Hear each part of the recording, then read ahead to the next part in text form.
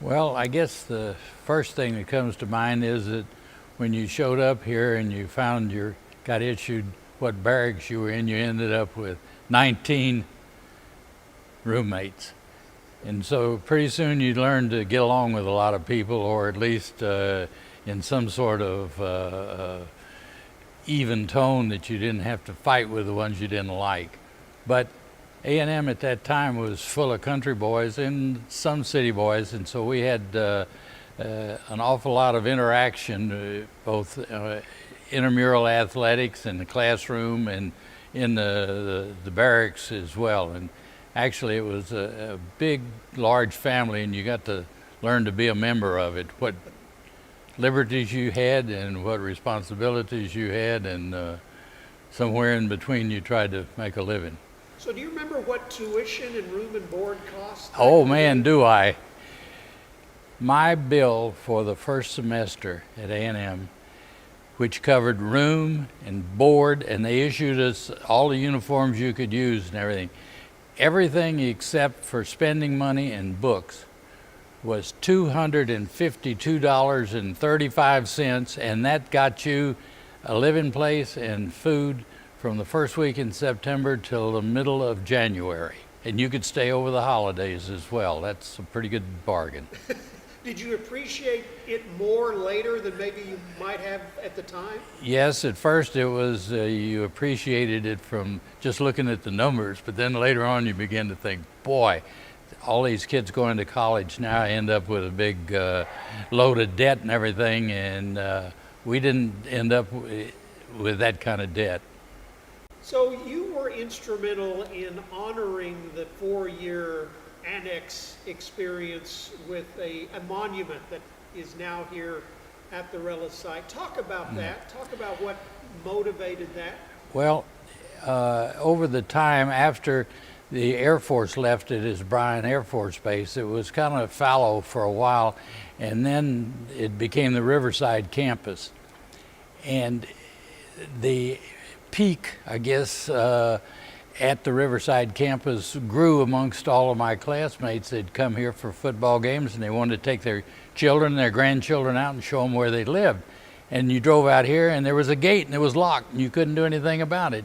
For years, we did that, and so later on, we decided that they were adding buildings and doing other improvements, and we figured they were going to improve this place out of existence.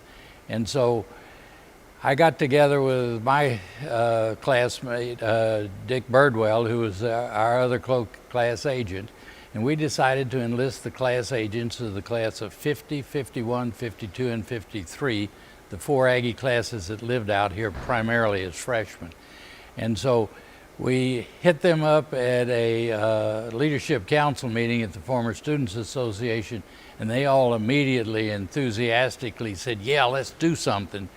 And so I took the lead to work with the other class agents on raising the funds and setting up the text and so on, while Dick Birdwell, my co-class agent, who was living here in College Station, went to the university, and lo and behold, he found a department over there that was their job, was to put monuments in, select locations, and handle it all. And all we had to do was come up with the funds, and it cost us a little over $12,000 for the granite block and the bronze plaque that was on it. We provided the text to them, and we got the monument going. Then in April, I think it was April of 2007, we had a dedication. Now we're recording this interview in October of 2018. You're in town for a class reunion. Yes. How many of your fellow Annex cadet buddies will be here this weekend?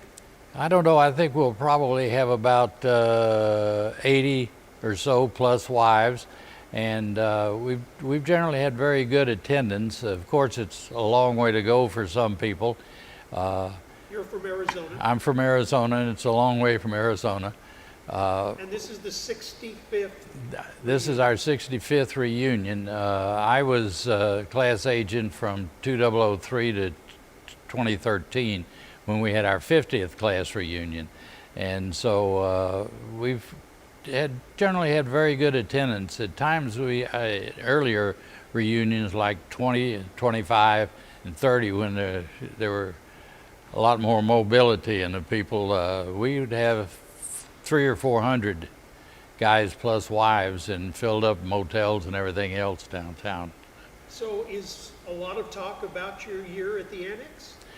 Yes, everybody knows. You ask any of them and they can tell you exactly which barracks they lived in and what went on there and who drowned them out and who was next door and everything else. So yeah, the Annex we had, I guess, around 65 of the single-story tar paper covered shacks, if you will, with 20 cadets in each one. And as the plaque says, it featured remote restroom facilities. And now it's Relics. It's What are Relics. your thoughts on the redevelopment? Well, it looks like it's going to be very good. It's a good growth out of it. I think that as you and I had talked about it, that the Annex was kind of an inflection point in A&M's growth. We were beginning to get bigger and everything, and sociological changes came along in the next few years after we were on the Annex, especially when General Rudder was the president. And they came from different driving factors. One of them, athletics, drove some of the changes, and the local community here, everything wanted girls more than the Aggies wanted girls too, but they didn't want girls in the Corps, to start with. So when we got the ladies in, things began to expand and go on. I have had one granddaughter graduate from here, one grandson graduate from here. I had a kid brother that made 3 years here at A&M and then left and went and made 4 years at West Point. And I have a son that made 3 years and flunked out. So anyway, he did well with his trombone.